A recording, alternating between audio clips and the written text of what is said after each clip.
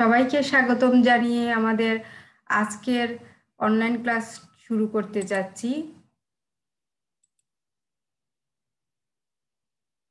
আমি লুৎফুন্নেসা, সহকারী শিক্ষক, রাজাদিসি হাই স্কুল। আমরা আজকে দশম শ্রেণীর পদার্থবিজ্ঞানের একাদশ অধ্যায়ের চলতরিৎ অধ্যায়টা নিয়ে আবার আলোচনা করব। নিচের চিত্রগুলো একটু লক্ষ্য করো। একটি বাল্ব আর কারেন্টের খুঁটি, যাকে আমরা কারেন্টের খুঁটি বলে থাকি। তো এগুলা থেকে কি বোঝা যাচ্ছে? একটা ভাল্ব বা আমরা যদি ভাল্ব ইউজ করি, যে বাল্বগুলা ইউজ করে থাকি, সেই বাল্বগুলার গায়ে কি লেখা থাকে? এত ওয়াট, হ্যাঁ, 40 ওয়াট, 60 ওয়াট, 100 ওয়াট, এরকম ওয়াট লেখা থাকে। অথবা বড় বড় যে খুঁটি আছে, আমরা বলে থাকি যে খুঁটিগুলা থেকে এত কিলো ওয়াটের বিদ্যুৎ, ইলেকট্রিসিটি পাস হচ্ছে, বা দূর দূরান্তে এত কিলো ওয়াটে বিদ্যুৎ যাচ্ছে। এই যে বিদ্যুৎ শক্তিটা আসলে আমরা ওয়াটে হিসাব করছি, এটা আসলে হচ্ছে তড়িৎ শক্তি বা তড়িৎ শক্তির ক্ষমতা। তাহলে আমরা আজকের যে বিষয়টা নিয়ে আলোচনা করব সেটা হচ্ছে তড়িৎ ক্ষমতা ও তার পরিমাপ। আমাদের আজকের এই ক্লাসের শেষে তোমরা যে বিষয়গুলো সম্পর্কে ধারণা শিখন ফল অর্জিত হবে, সেটা হচ্ছে তড়িৎ ক্ষমতা কি জানবে, তড়িৎ ক্ষমতা ব্যাখ্যা করতে পারবে, আর তড়িৎ শক্তি ব্যয়ের হিসাবটা বের করতে পারবে।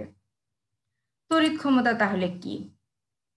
একটা বৈদ্যুতিক যন্ত্রের শক্তি রূপান্তরের হারকে ওই যন্ত্রের তড়িৎ ক্ষমতা বলে।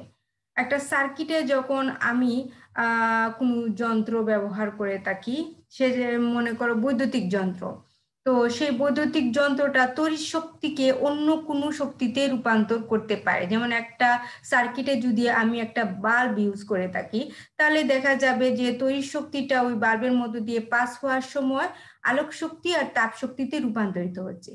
তাহলে কি বোঝা যায়? যে একটা বৈদ্যুতিক যন্ত্রের শক্তি রূপান্তর হচ্ছে, তড়িৎ শক্তি থেকে সে অন্য কোনো শক্তিতে রূপান্তরিত হচ্ছে। এই রূপান্তর হওয়ার সময় কিন্তু একটা কাজ হয়। এই কাজটাকে যদি আমরা সময় সাপেক্ষে ভাগ দেই বা সময় সাপেক্ষে যদি কাউন্ট করার চেষ্টা করি, তাহলে সেটা হচ্ছে ওই যন্ত্রের ক্ষমতা।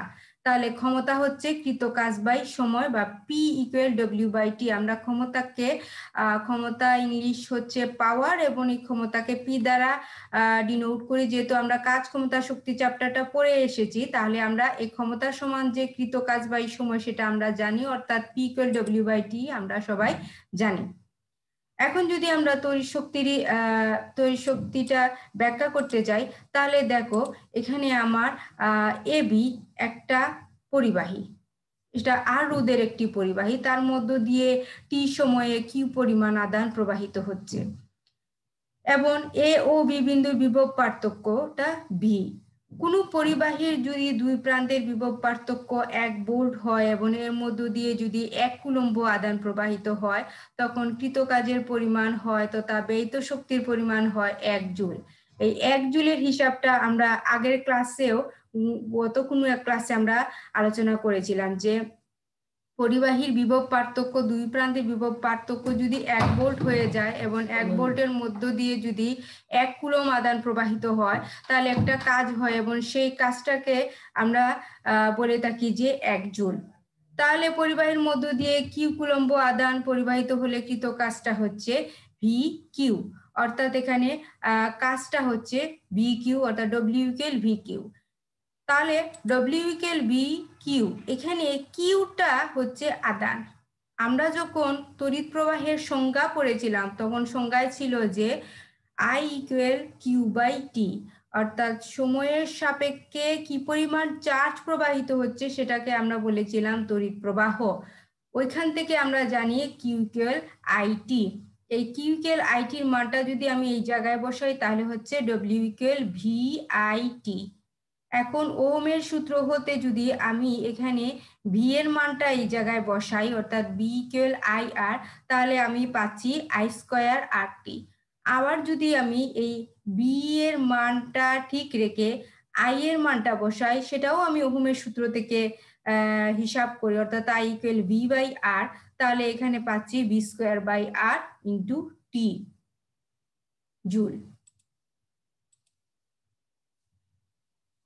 তাহলে আমরা জানি যে তড়িৎ শক্তি রূপান্তরের হারকে আমরা বলছি কি ক্ষমতা। সুতরাং কোনো যন্ত্রে তড়িৎ শক্তি অন্য কোনো শক্তিতে রূপান্তরিত হলে সেই রূপান্তরিত যদি হয় তাহলে এটা হলো ওই যন্ত্রের ক্ষমতা পি, ওই যন্ত্রের ক্ষমতাটা পি। কাজ সম্পাদনের হার তথা শক্তি রূপান্তরের হার। আমরা তো বাসা বাড়িতে অনেক ধরনের যন্ত্র ব্যবহার করে থাকি, তো প্রত্যেকটা যন্ত্রই কিন্তু ইলেকট্রিসিটি নিয়ে তড়িৎ শক্তিকে অন্য কোনো শক্তিতে রূপান্তরিত করে। এই যে রূপান্তরের হারটা, হার বলতে কি বোঝায়? হার বলতে বোঝায় যে সময়ের সাপেক্ষে কোনো কিছু পরিবর্তন। ঠিক আছে, তাহলে কোনো যন্ত্রে যদি তড়িৎ শক্তি অন্য কোনো থেকে শক্তিতে রূপান্তরিত হয় সেটা হচ্ছে ওই যন্ত্রের ক্ষমতা। ক্ষমতা সমান কৃতকাজ বাই সময় বা রূপান্তরিত শক্তি বাই সময়। তাহলে রূপান্তরিত ক্ষমতা হচ্ছে P=W/T, W=VIT, এটা একটু আগে আমরা আলোচনা করেছিলাম বাই টি। এখানে টি চলে গেলে আমার থাকছে VI।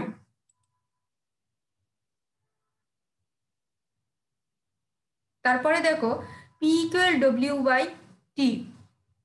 এই যে P=W/T এটা হচ্ছে কিন্তু আমার তড়িৎ ক্ষমতার সাধারণ একটা সমীকরণ। অর্থাৎ যে কোনো অবস্থায় আমার যন্ত্রের তড়িৎ ক্ষমতা বের করার জন্য আমার এই সমীকরণটাই এনাফ। কিন্তু কখনো কখনো আমার দেখা যায় যে তড়িৎ ক্ষমতাটা একটু ভিন্নভাবে আমাকে ক্যালকুলেশন করতে হচ্ছে। সেক্ষেত্রে আমরা তড়িৎ ক্ষমতার আরো কিছু ফর্মুলা জেনে নেই। সেটা হচ্ছে যে সাধারণ যে সমীকরণটা আছে সেটাকেই আমরা ব্যবহার করে আমরা তড়িৎ ক্ষমতার সমীকরণটা বের করব।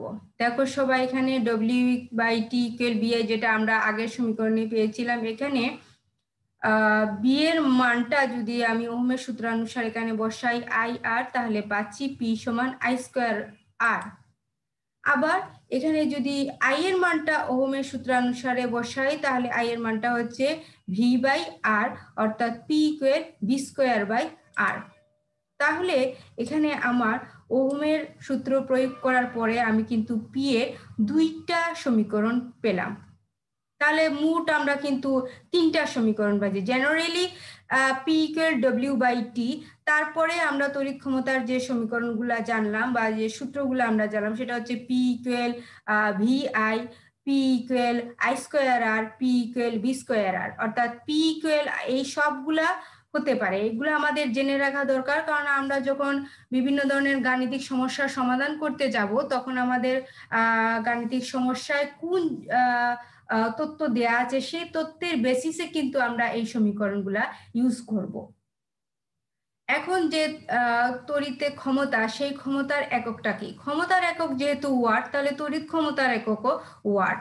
তো আমরা তড়িৎ ক্ষমতার হিসাব করতে গিয়ে অনেক সময় দেখা যায় যে ওয়াটের পরিবর্তে কিলোওয়াট ইউজ করে থাকি অথবা মেগাওয়াট ইউজ করে থাকি। তাহলে 1 কিলোওয়াট সমান কত ওয়াট আর 1 মেগাওয়াট সমান কত ওয়াট? 1 কিলোওয়াট হচ্ছে 1000 ওয়াট বা 10⁻³ ওয়াট, আর 1 মেগাওয়াট হচ্ছে 10 লক্ষ ওয়াট বা 10⁻6 ওয়াট। আমরা বাসাবাড়িতে বিভিন্ন বৈদ্যুতিক ক্ষমতার বাল্ব ব্যবহার করে থাকি। সেগুলো কি ধরনের হতে পারে? 40 ওয়াট, 60 ওয়াট, 100 ওয়াট হয়ে থাকে। বৈদ্যুতিক যে পাখাগুলা ব্যবহার করি সেগুলার ক্ষমতা সাধারণত হয় 65 থেকে 75 ওয়াটের। টেলিভিশনের ক্ষমতা হয় সাধারণত 60 থেকে 70 ওয়াটের। তাছাড়া যে সকল এনার্জি সেভিং বাল্ব আমরা ব্যবহার করি এদের ক্ষমতাটা সাধারণত হয় 11 থেকে 30 ওয়াটের মধ্যে। এছাড়া আমরা আরো বাসাবাড়িতে যে যন্ত্রপাতিগুলো ব্যবহার করে থাকি যেমন ফ্রিজ, ইলেকট্রিক হিটার, ইস্ত্রি, এইগুলার ক্ষমতাটা কেমন? এগুলার ক্ষমতাটা আরো অনেক বেশি। এজন্য যেহেতু এদের ক্ষমতা বেশি আমরা পিক আওয়ারে এসব যন্ত্রপাতি ব্যবহার করব না, এতে যন্ত্রের ক্ষতি হতে পারে। এখন আমরা একটা গাণিতিক সমস্যার সমাধান করি। একটা বাল্বের গায়ে 100 ওয়াট 220 ভোল্ট লেখা আছে, এর ফিলামেন্টের রোধ কত, এর মধ্য দিয়ে কি পরিমাণ তড়িৎ প্রবাহিত হবে। প্রথমত আমাকে দেখতে হবে যে আমার এখানে কি কি দেয়া আছে ইনফরমেশন। খেয়াল করে দেখো সবাই, এখানে আমার 100 ওয়াট 220 ভোল্ট, মানে এখানে আমার কি পরিমাণ ক্ষমতা দেয়া আছে, বাল্বের ক্ষমতাটা এখানে দেয়া আছে এবং বিভব পার্থক্য বা কত হতে পারে সেটা লেখা আছে। তাহলে এখানে বিভব পার্থক্য হচ্ছে আমার বি ইকুয়াল 220 ভোল্ট, ক্ষমতাটা 100 ওয়াট। আমাকে বের করতে হবে ফিলামেন্টের রোধ আর এর মধ্য দিয়ে কি পরিমাণ তড়িৎ প্রবাহিত হচ্ছে সেটা। তো একটু আগে আমরা তড়িৎ ক্ষমতা হিসাবের যে সূত্রগুলা পড়েছিলাম, সেই সূত্রগুলা থেকে এখানে আমি দেখতে পাচ্ছি আমার দেয়া আছে বিভব পার্থক্য আর ক্ষমতা। তাহলে ইজিলি আমি বুঝতে পারছি যে এই সমীকরণটা আমার জন্য পারফেক্ট, অর্থাৎ P equal V square by R. এখানে আরটা যদি আমি সাইড চেঞ্জ করে নিই তাহলে R equal V square by P. B এর মানটা বসালাম, এর মান বসালাম, তারপরে আমি কি ফিলামেন্টের রুটটা বের করতে পারছি, সেটা হচ্ছে 484 ওহম। নেক্সটে যেটা হয়েছে যে আমার তড়িৎ প্রবাহ কত সেটা বের করতে হবে। তো তড়িৎ প্রবাহ বের করার জন্য আমরা জেনারেল যে তড়িৎ ক্ষমতার সমীকরণটা আছে পি ইকুয়াল ভি আই, ওইটা থেকে বের করতে পারি পি ইকুয়াল ভি আই, অর্থাৎ I equal P by V. তো এখানে পি এর মানটা বসাই, বি এর মানটা বসাই, তাহলে আমরা কারেন্টের মানটা পেয়ে যাব, অর্থাৎ 0.455 অ্যাম্পিয়ার।